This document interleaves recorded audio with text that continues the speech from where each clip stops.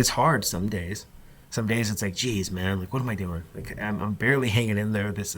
People are delivering, people are ordering beds. I wonder when I'm lifting stuff, I'm like, how much longer do I have doing this?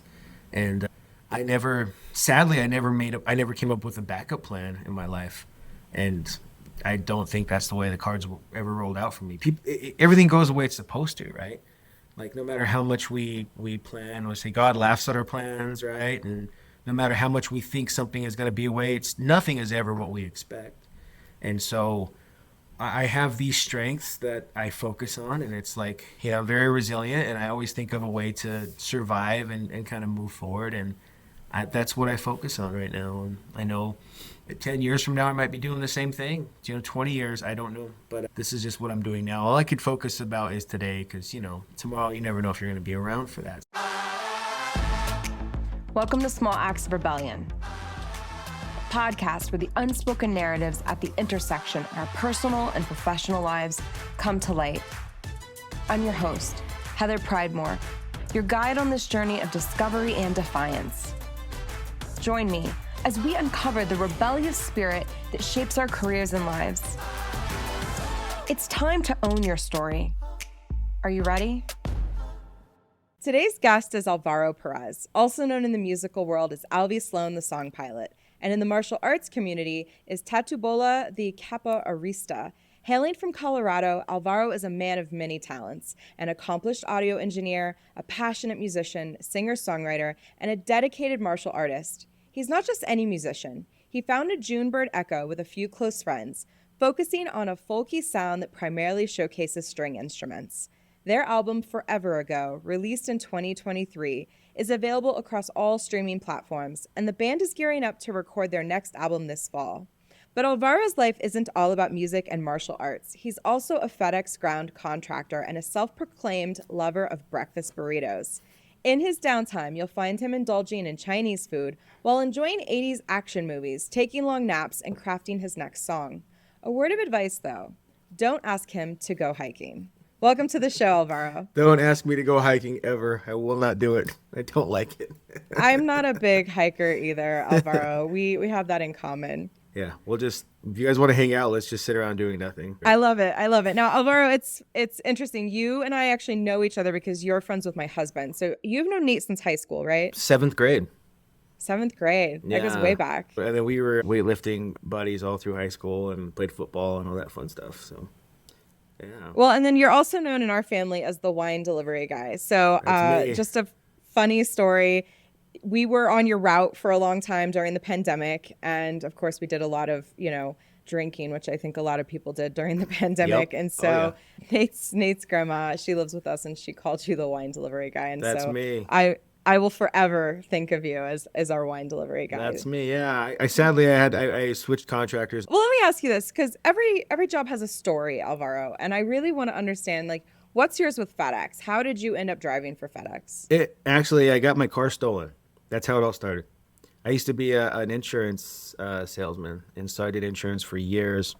And the paycheck was based on a handshake. And then I realized the handshake only goes so far with people. And then once the pandemic happened, I started in July, right before the pandemic, and my car got stolen out of my driveway. I will tell the world I left the keys in the cup holder, and I've never done that in my entire life. I don't know why, but they were in there. It just so happened when somebody was walking by, and it was meant to get stolen. And then I applied for FedEx because I was tired of a commission job. And then I applied to be a contractor with those guys. And then they called me that same day. And then I started the day after, and then bought a new car in another week. And thank God, because this job is so hard, but it has paid me more money than I've ever made in my life. What drew you, though, initially, Alvaro, to even considering driving for FedEx? I just don't like being told what to do, and I don't like working in an office. And so I like being outside and working outside, even when it's cold. But in a FedEx truck in that area, I have people I work with, but you're by yourself most of the time. You could listen to different podcasts and books on tape, and you work at your own pace, and you're done whenever. And you don't have to. I never clock in. I never ask to take a break. 90% of the time, I get any day off I want. There's a freedom there that I think a lot of people don't have. So I'd rather trade a tired day, but I'd still be able to take a breath of air knowing that I worked and I'm kind of more free So that's why I like it. I did too many businesses and offices and clocking in and clocking out, 30-minute breaks. Like that's to me, I can never go back to doing that. So this one still allows me to be employed and still get paid every Friday and still work, but still kind of go at my own pace and feel like I kind of can do whatever I want to do. So as long as, I do my job. How much of your role with FedEx, Alvaro, is more like entrepreneurial versus like how much of it is like a W-2 employee? So, I mean, you've already talked about the difference in the freedom, but I mean, when you change routes and those sort of things, like how much of that do you have control over? Not a whole lot. I wanted to actually do that at first, and that was my goal, but that needs to come with the kind of capital to start that is on, I mean, a route I think can cost anywhere from like $200,000 to like $800,000 because that route will make double. So you have to bid on those. And to bid on those, you have to have giant amounts of capital to do that.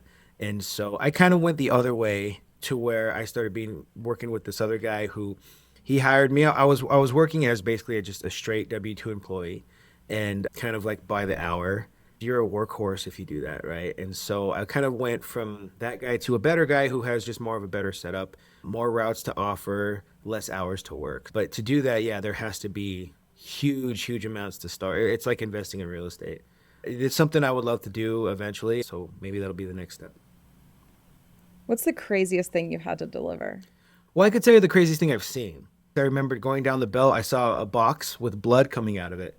And I remember we opened it and it was a bald eagle, or 2 dead bald eagles inside wrapped in plastic. And then they had to call Fish and Wildlife, and then they showed up and they shut the belt down for 2 hours and they had to find out where it went. It's huge. You do that, you're going to jail, right? And so I remember I opened it and it was just like, dang, and they're humongous. But when they're dead, you're just like, oh gosh. So yeah, somebody killed 2 bald eagles and tried to ship them. Now, during the pandemic, contractors like yourself were recognized as essential workers. Did that have any impact on how you view the work that you do? Yeah, oh, absolutely. Well, what's essential? Everybody should be essential, right? That whole thing just sucked, and it still sucks. Like, who's to tell us like who's essential and who's not? That whole thing just sucked for everybody. Being home. I'll tell you one good thing from the pandemic was there was 0 traffic, and so I was okay with that. That was the one good thing. I'll admit it. That I was like, man, I can get everywhere. I can get home in 10 minutes, and now it takes me an hour. Right, but for everybody, it was like the roads were clear, man. So it was like a blink of an eye, but I remember how crazy it was. But being essential, I think, I prayed too. I prayed that had I had stayed with insurance when all the small businesses closed, I would have been out of work because that's how I was making money. I was going into businesses and setting up insurance for their employees. And man, God took care of me on that one. That's all I know, man, because I wouldn't have been able to make any money. I would have been stressed out. It would have been so bad. And being in a business where people need you was huge, especially at that time. And now it's busier than ever, It really changed the dynamic of how people consume things, and how they shop. But I mean, people like yourself became so instrumental in people's survival, really, right? I mean, people were trying to limit how much they were going outside, and they, a lot of people didn't want to go to the store, or the stores didn't have things, and so you were having to order things online. And so, I mean, I can only imagine how busy you were during that period. I think in your area, I got over 300, 400 stops in one day. And so, yeah, it's like, and that's how many times you get off your truck. So you get out of your truck 400 times, you get in 400 times, right? And my step count from my Fitbit was like 28,000 steps. And I lost like 50 pounds though. So that was, I started working, I was like over 200 pounds and I got down to like 180 just from working. So I was okay with that. Yeah. But essential. Yeah. And people ordered their groceries. And again, like, oh man, but I never seen so many wine deliveries. I was always concerned about that. It was like, there was just, I think one day I counted 70 boxes of wine, 6 bottles in each box on the route. And I'm like, yeah, man, that's, yeah, that, people need to drink wine and that's fine, but it was a lot of booze going out. Well, I know for us, it was like a little bit of like that whole shift in lifestyle for a period. And we were having like wine with dinner every night. But I didn't come to your house every day though, so I'll give you guys that. If I stopped there every day, I would have like asked to do an intervention for you guys. But yeah, no, I'm kidding. But like, yeah, the wine with dinner, then the wine during during the day. And then what else are we going to do? Like, I get it. I was there too sometimes just with like a case of beer in the fridge a week. Then it's like, I got to chill out, man. Like, Yeah, the novelty wore off. yeah, most people snap out of it. I remember we were doing Zoom calls and you would do game nights over the Zoom and that was always fun. I kind of wish we would do that more. That way you could still interact with people, but you could still wear sweatpants and not leave the house. Alvaro, turning our attention to more of your musical pursuits, how have you navigated the landscape of musical education and what's been valuable to you along the way?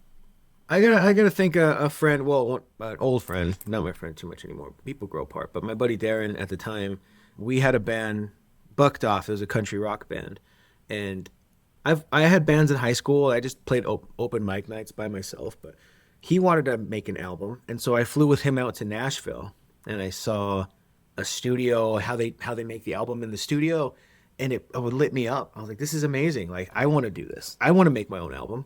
Like, who can say that? How many of your friends have made their own album? Right? Just one. This guy. Yeah. I wanted to be that guy. Right? Like, I want to be I could do this. And I saw how they did it and I saw how complicated it was. And so I came back and I'll say this, I would have done it differently.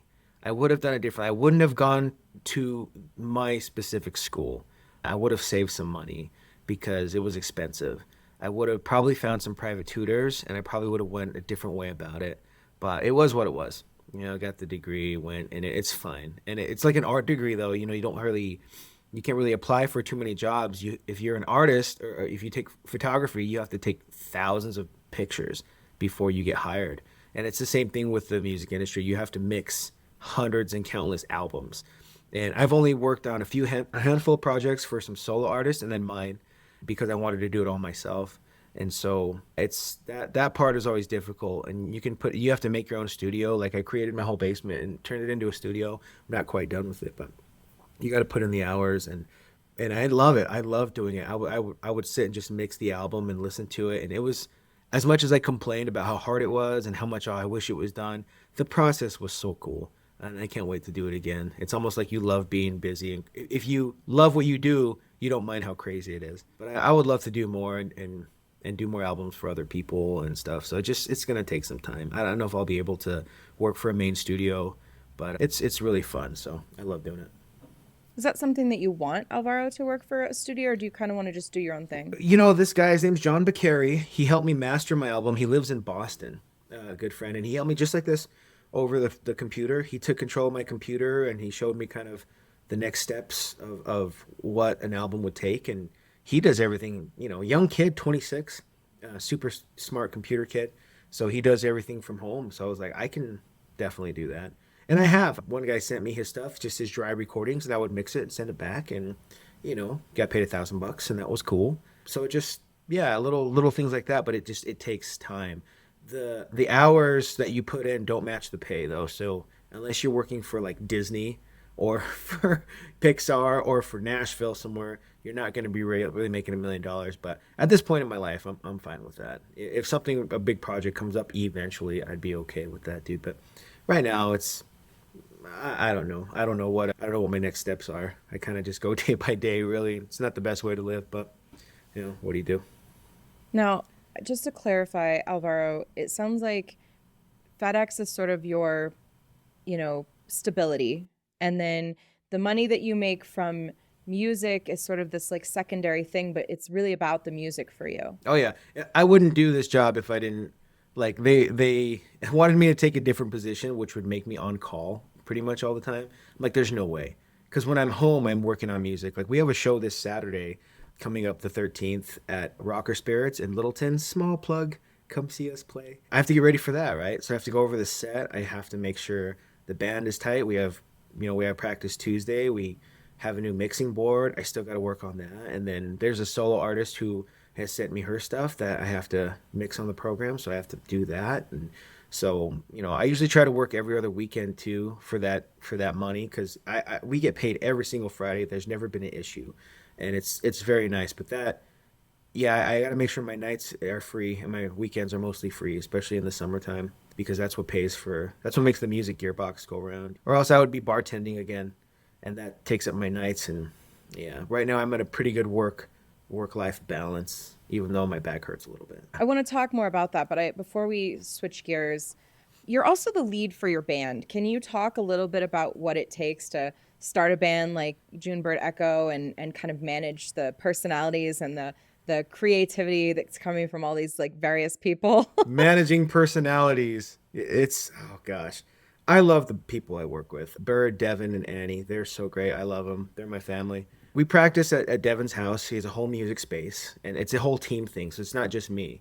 Like I write the songs, the originals, but like Annie wrote, I think, 2 originals coming up that we're going to put on the album. And it's like great. That takes such a huge pressure off me because I don't have to write 10 songs. I could just write 8 songs.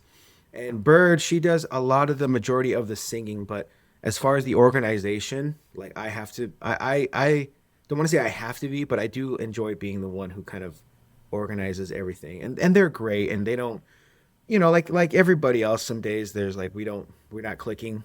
Some days we fight. Some days we don't. Some days we're great, and we move on. And tears are shed sometimes during practice, and arguments happen, and it's just the part of the process. You have to find people you like to be around, right? Find people you like to be around because it can't just be about business. It has to be about the music. Because Heather, once you break everything down, you're like $7 an hour with no benefits.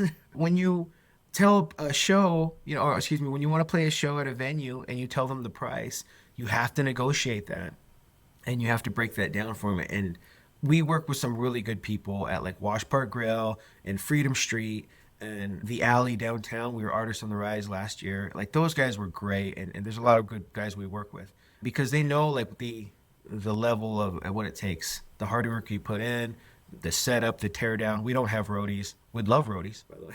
You have to love what you do, and I love what I do. So the rest of the stuff doesn't matter. If you love what you do, you would do it for free, and I definitely would. So it's nice to have people that are in your corner, that are on your team to work with. Bands break up because of personalities, and ego. You really have to check that ego, dude. That ego is huge. You've successfully managed to blend your work with FedEx, your musical endeavors, and your martial arts, which we haven't talked much about yet. How do you handle the inevitable challenges that come with juggling all these different areas? And what has been your biggest learning about balancing such diverse interests? You're, again, back to the ego. You just have to keep yourself in check. So it's easy for us to go like 0 to 100 and be upset. And I do have that. Like if we're getting ready to have practice and it's an hour before and somebody cancels, I go from like 0 to 100 just in my mind. Like then it's like, dude, easy. Reel it back. What's going on, right? And you might not like it because I'm always ready to play music. I'll kind of explain it. Last year we had a member, this girl played violin, and she wanted to be in the band. And last year we booked a full calendar. We had like 6 shows in a row and then 4 in a row. And I remember asking them, do you guys want to do this? Because I will do this every weekend forever, Heather. I'll play Friday, Saturday, Sunday night. I'll do that. But it's not healthy, right? It's not the healthiest thing to do that because it's like, and she taught me that. She quit abruptly right before a show, walked out, which has never happened to me before, or the band. And believe it or not, there was 3 of us, and that was the best show we played. And I think it was because we were just like, we were hurt, we were angry, but like we went at it as hard as we could. And that was like vocally, the music we were on. And it was like, great, like that worked out. But I think the thing we learned was, balance is huge, and it was too much for her. And for some people, it's too much. They just walk away. They don't know how to say, hey guys, there's checkpoints. Hey guys, this is becoming this for me. My home life's not good. I'm not sleeping enough. So I have to tell myself that all the time too. And yeah, it's just constant checks. And the band is great, and they'll tell me if it's like, hey dude, we need a break. Or I'll tell them now, which has been really hard for me because I don't do that. I don't tell. My grandfather raised me, and so he was such an old school guy. Like, don't show weakness, don't cry in front of women, don't do this. And I bought into it, and so I'm working on that. But if I'm tired too, I'll tell the band guys, like, maybe we need to take the night off. Like and I just want to lay around and do nothing or stretch or just go for a walk. And so that's important. And the guys will be like, hey, you're revved a little high, man. Let's dial it back. I'm like, oh my God. You're right. Sorry, guys. And as long as I'm open to that too, and the communication is always flowing, then everything works out. Alvaro, I've talked to some other folks on this show about when your identity gets wrapped into like a passion. And just listening to you talk about music, you were like, I'll do it every weekend, Friday, Saturday, Sunday. Like, so, and so it does sound to some degree like your identity is very much like attached to the music. And so I'm wondering like how that permeates your life and, how you sort of navigate. I guess I want you to talk a little bit more about navigating balance when you're so sort of ingrained in what it is that you're doing. My friend Megan, she came up with the stage name Alvy Sloan because Alvaro Perez, I don't really like that. I don't like my name. I never have. And there's like Alvaro, the son and the brother, and, the grandson and the nephew. And then there's Alvy Sloan, the song pilot, who's here to play music and do that. I don't want to just be known as just one thing. I'd like to be known for like a lot of things, but I have, there's a nickname you get in Capoeira, which is a martial art that I've had since 2007. And then Alvy Sloan, the song pilot there. So you got the martial artist and the fighter, then you have the song pilot, then you have the regular guy. And be honest, I lose myself. And whenever I'm doing it, I lose myself in that. So if we're playing a show that day, then I am this guy, right? This is who I am, and I will do things to show people like this is me. But like the real me, I kind of keep that aside. Sometimes I wonder, if I'd rather be these other people.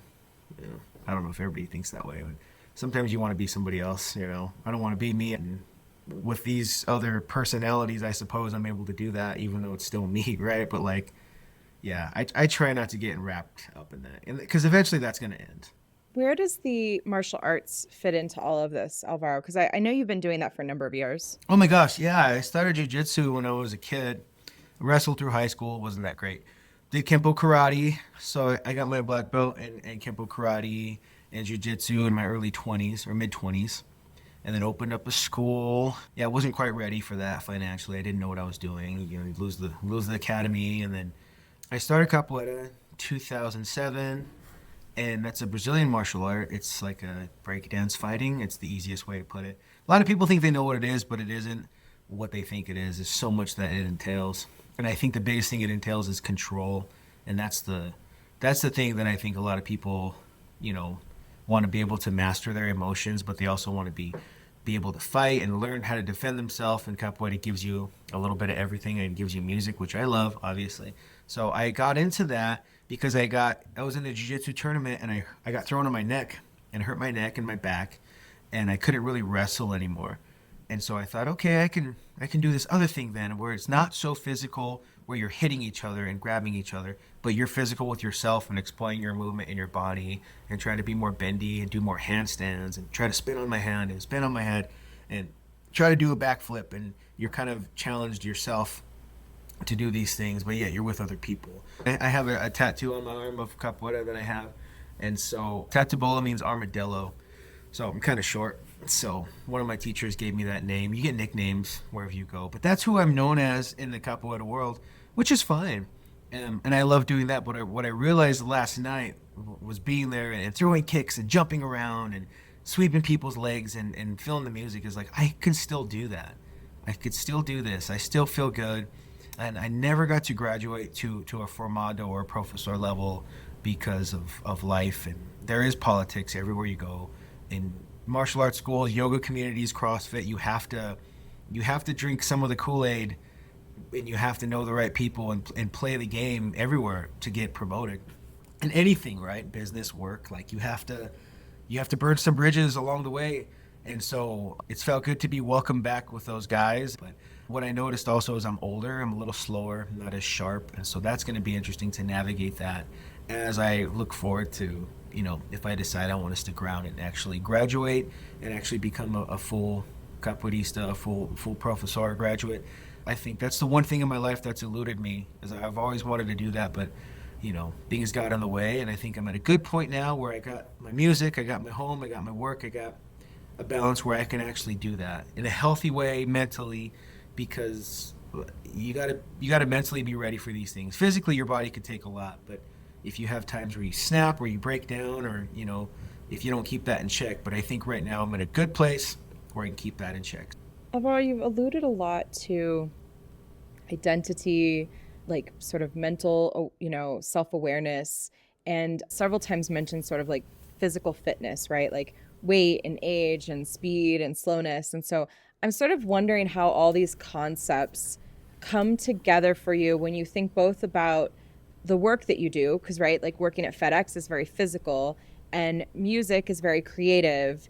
And then you have the combination of the two in the martial arts. And so I'm just wondering, like, what does all this mean to you? I've always been into sports and I've always been into martial arts, right? I think I just don't want to. I've seen what happens to people when they stop moving and when they stop having goals, when they stop having visions, like they get complacent.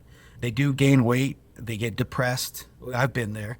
They get sad. It affects everything around you. And human beings, we have such great potential to do so many cool things. And we're only in this earth one time.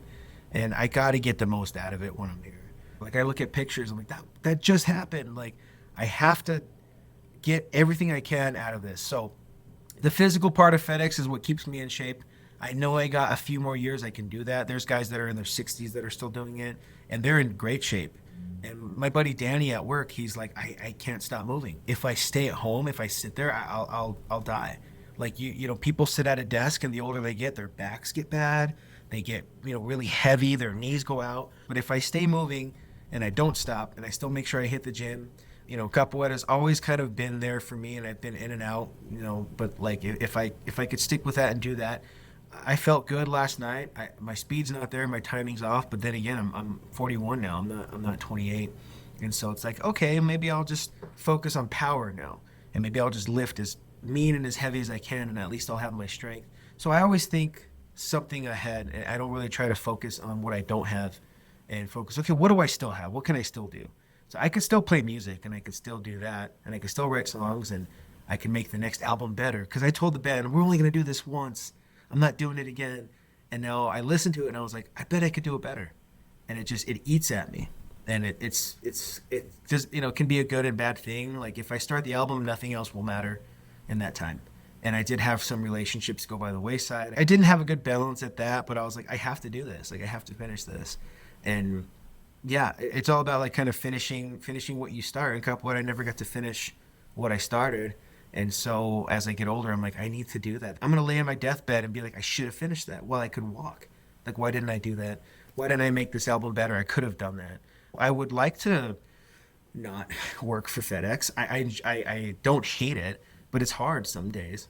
Some days it's like, geez, man, like, what am I doing? Like, I'm barely hanging in there.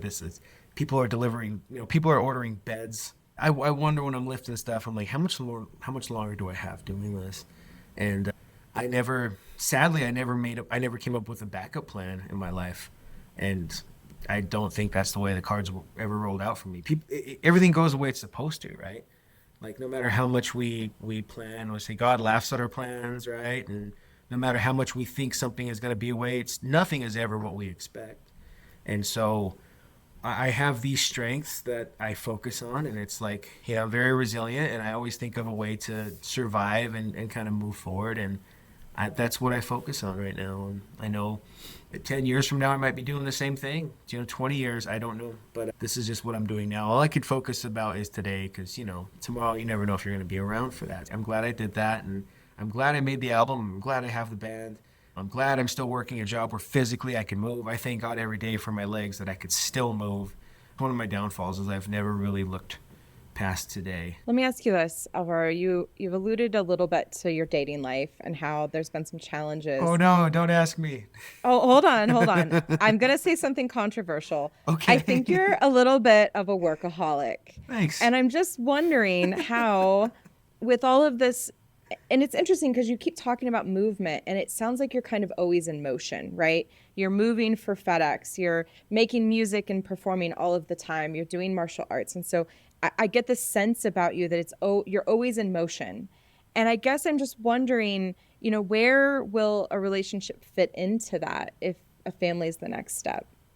I have such a weird view on this because, oh my God, modern dating, it's not what it used to be, right? Like if I see you, Heather, and let's pretend you're not married, and I'm like, hey, would you like to go out sometime?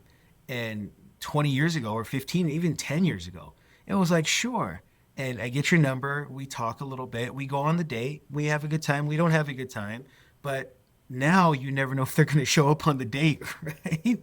I didn't even know what ghosting was. So I don't know how that would be. I would have to meet somebody who is super supportive, but also I want them to have their own thing too, right? And so if I meet a woman and she has kind of her own work life and a hobby, and then maybe we can bring our hobbies together. But I would definitely make time for it if this is what I do now. Like, this is just what I do.